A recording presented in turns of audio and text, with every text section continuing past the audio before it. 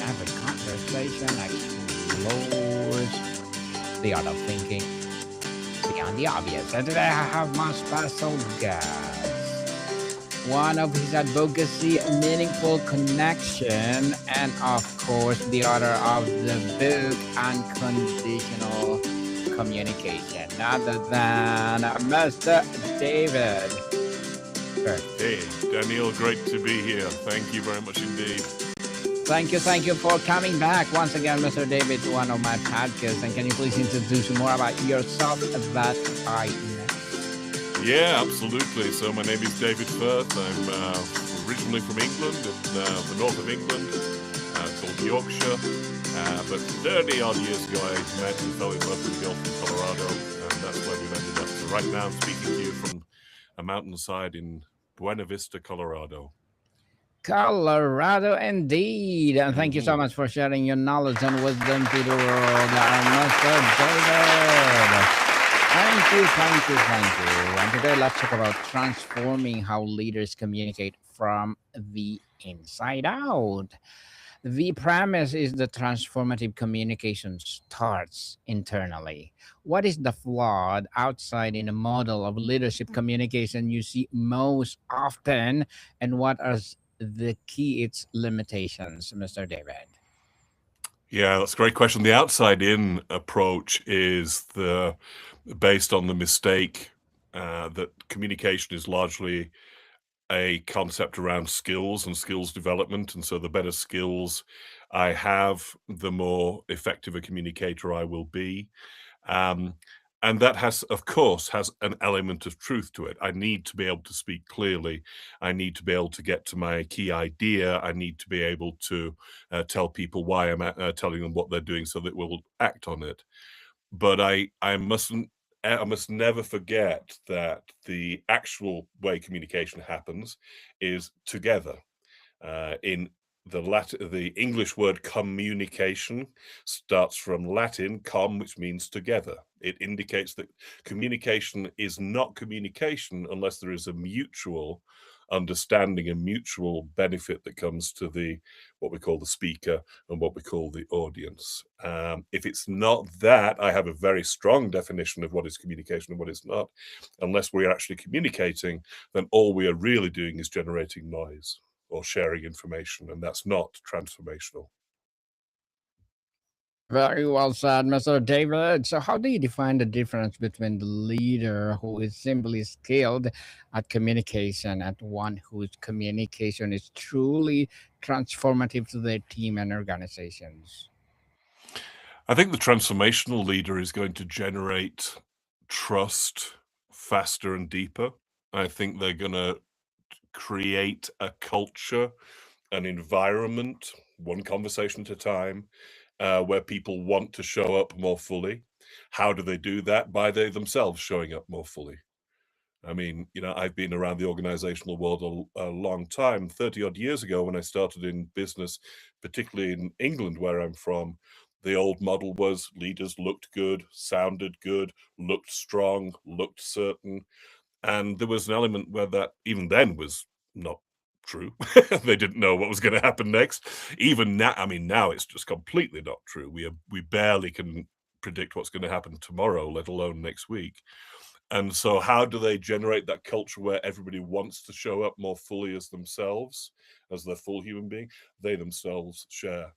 That's the inside out approach. They share more of who they are, what they value, what's brought them to this place, what their flaws are, what their weaknesses are, what their dreams are, and so on, so that it will generate that connection, the communicative connection, so that people want to do the work that they have to do rather than just need to. Mr. David, in your experience, what is the most common internal block, be it a mindset, fear, or blind spot that prevents an otherwise competent leader from communicating with genuine power and impact?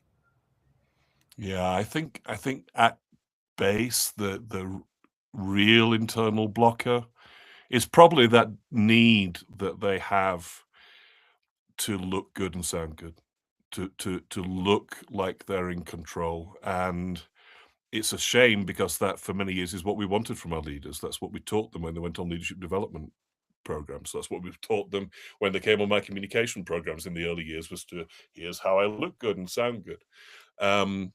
But it's just not real. It's just not true. And so that internal desire to look good or sound good, or to be right, which is a version of that, as opposed to be curious, these are the things that shift from the old leadership model to a more transformational, more inclusive, more generative culture and environment to work in. Mr. David, let's talk about the inner landscape, mindset and values and vulnerability. This work requires leaders to cultivate a specific inner state. How do you guide a leader to move from mindset of transmitting information and direction to one of creating shared understanding and alignment? Wow, that's a great question. And I tell you what, Daniel, if you and I got together and you asked me the same question tomorrow, I'll probably give a different answer, because there's different ways to the same path. I mean, it's a very rich Sure. question. How do we navigate this internal language and share it, and internal landscape, and share it so that it generates connection with others? The answer I'd give today is, one place they could start is with connecting to a deep faith that everything is going to be okay. Everything is going to be okay. We have a problem with this particular project or this particular activity, but if I, as leader, can tap into the talents and gifts and experiences of all of my team, then we will squash this problem. And if I can enter talking about the problem from that entry point of, it's going to be great, we're going to do this, as opposed to, what happens if we don't? How will I look if we don't solve it? How will that reflect on me? How will that reflect on it's not a great place to work from in any aspect, any part of life, I imagine, any activity or job or work. Working from fear as opposed to this feeling of everything is going to be okay. So faith around us, I think, is important.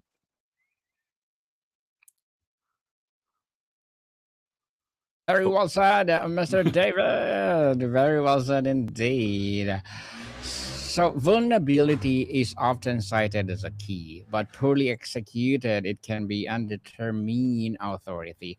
What does strategic vulnerability look like for a leader sharing what, when, and with what intention to build trust rather than doubt? yeah, I mean, again, it comes back to the initial question you asked me, Daniel, about what's the essential flaw in most understanding of communication. It's this idea that I'm the one communicating and you're not doing anything. You're just sitting there listening, waiting for me to stop. When clearly what happens is that when we show up in a room, the audience projects stuff onto us. I'm a management consultant.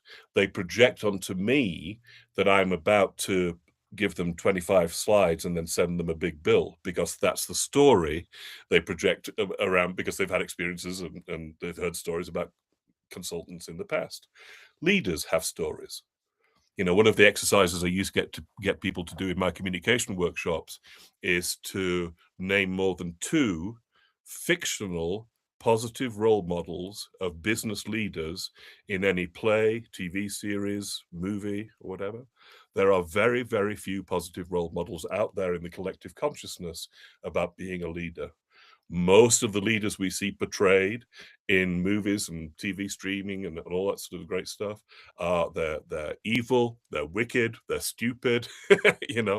There's thousands of examples of that, and if we're not careful, people project that onto us before we even open our mouths. So again, it's this starting from a place of, I'm not perfect. The vulnerability is absolutely to create trust. The vulnerability is to show that, so that on one level, I am just like you. And because we may be separated by degrees of hierarchy in the organization, or by salary, or a responsibility, but we are not separated by our common humanity. And common humanity involves the fact that we make mistakes and we get over the mistakes as best as we can. So we're all the same in that regard. Mr. David, in your book, Unconditional Communication, how did you tackle transforming how leaders communicate? Well, I did what I think and I'm from England, so we don't get to speak very well of ourselves when we're brought up in England. But I think one of the talents that I have as a writer and as a workshop leader and as a consultant is I get to ground what I'm talking about in shared reality, in a shared reality, in a common reality. And so I think what the book explores is pointing to common experiences that people have. For example, the experience of speaking but not feeling that you're being listened to, or asking people to do something and they don't do it. These are common experiences. And what I try to do in the book is say, here are some common experiences which I hope you recognize, dear reader, and then here I am layering the thoughts on top of them. And it's also, Daniel, it's also based on this idea that, of course, this is not the first book about communication. And so I'm deliberately saying to people in this book, look, you might have picked up this book hoping for the magic bullet all of a sudden for communication, and it takes a little bit more thinking than that. You know, um, it's not as simple. Human beings have been practicing communication for what, 100,000 years? We've been on the Homo sapiens. I don't know what the actual, but a long, long, long, long time. And we still seem to be pretty poor at it. Why? Because we don't. I believe we don't sit back and think about what is really happening in communication, as opposed to what we are often taught should happen in communication. Communication, indeed. So, how do you help leaders measure the impact of this deeper work? What is the lagging or leading indicators that the communication is transforming to their team's performance and morale? I think there are two. I mean, the two I always bring to clients as a sort of promise is bigger, better, faster work and more fun. So, bigger, better, faster work is the project that you are doing this year, it will achieve its results faster, smarter, with more effectiveness, with slightly bigger outputs than if you hadn't have worked with me. That's one of the promises I make. Yeah. And of course, they're looking for that also. They don't want every project to be a repeat of the last ones. They want to keep improvement, continuous improvement, they call it. But even that is not enough for me, because communication is so central to our lives. It's so much a part of who we are and how we see ourselves and our place in the world, that I want to expand that experience too. And my shortcut to that is, are we having more fun around here? But what I'm really pointing to when I say, are we having more fun, is I'm pointing to, do we feel like we've built more trust this year? Do we feel like we're engaging at a different level than we were last year? Do we feel like we are moving relationships, not just in this team, but with the stakeholders who last year we called difficult stakeholders? Are they less difficult this year because of how we've shown up to them? So these are some of the indicators I have that together I use the very short word fun. Fun, fun, fun, indeed. This work can feel soft to a data driven executives, Mr. David. How Hmm. do you make the hard nosed business case for investing in his level of personal and communicative development? Yeah, that's the constant thing, isn't it? I mean, the great answer I can give is that because 95% of my work comes from word of mouth, and it happened that my very first client was an IT department, it means that 95% of my clients all around the world have been in technical, data-driven areas. They are engineers, they are IT people, they are research and development directors, and so on and so on and so on. I don't, for some reason, I don't get to work with advertising agency and branding and stuff where you'd expect me to be, but I get to work with technical people who have a lot of data to get across. And once again, Daniel, the way I get to them is, I like to think I get to them, is I talk about their experiences. I get them to share their experiences. And they've all had the experience that it doesn't matter how precise this data is. If it's not being listened to by the leader in the way I need it to be listened to, it it's just noise. And they've all had that experience of looking out at the board of directors, and the board of directors are sort of nodding politely, but they know they've lost them, and so they want to find out, how can I reconnect to them? Yeah. And then the other answer to your question, Daniel, is that I think it's clearer and clearer in organizational life now that actually it's people who deliver results. It was never the data. It was never the systems and processes. It's the people who work through those systems and processes and data. And therefore, the higher the quality of relationships between people, the better the results are going to be. And that's not a soft thing. That's just a hard thing. It's just the way the machine works. David, let's talk about the future and the innovation. Looking at the future of work with hybrid models or generational shift and AI, why will this inside out approach to leadership communication become more critical, not less? Wow. Yeah. Well, I think first of all, I tell you what comes to mind, Daniel. I've worked a lot with a particular team in a particular organizational client, and I've taught them, some foundational models. I won't name them here, but um, and one of them has taught their AI bot to practice this model with her. And I said, "So why do you still talk to me?" She said, "Well, I want a human being to verify it." So I trust the AI bot to take me through the process that you, David, taught me, therefore I could teach it to the AI bot, but I still want the human connection. So, I mean, there's all this talk about AI is going to replace people like me, consultants and coaches, because AI can ask questions. But I think deep down, human beings will always want to connect together. And then I think, the other thing is, and this is something that's, again, has been around a long time in organizations, the world is changing. I don't know what we call it anymore. It used to be called the war for talent. How can you attract the best people to work in your organization or on your project? That's never going to go away. And particularly the more and more we live in a world of where people feel they can move about to sell their talents to the highest bidder almost, the more it will be important that organizations can attract them by saying, come on, it's going to be really great here. You'll get great work done and we'll have more fun. I think that's the thing. Definitely. Yes. So, for a leader who feels inauthentic or stuck in their current communication style, what is the first low risk step they can take tomorrow to begin this transformation, Mr. David? The simplest question they could ever ask, which is transformative, is how can I help? So, starting the project, before we even get into the presentation of the updates and what's the latest results and the data and all of that stuff, say to the team, how can I help? What's the most important, valuable thing I could bring to this meeting with you today? Because they're all looking to the leader to say, I'm going to be able to help you, dear leader, but to turn it upside down and say to the team, how can I help? What can I bring? What would you like to hear me talk about or not talk about? I think that's the single simplest question that I could give any leader to ask, which is truly a transformational one.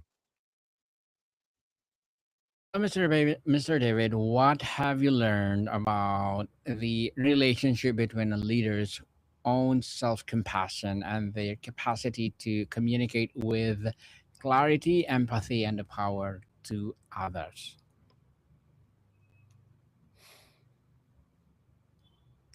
I think what you're pointing to is something that I call the ground I stand on, and is a process, is a model, is a tool that I give to a lot of my clients, which is just to establish the world is changing, the business world is changing, everything is moving so fast and is so uncertain and so unclear.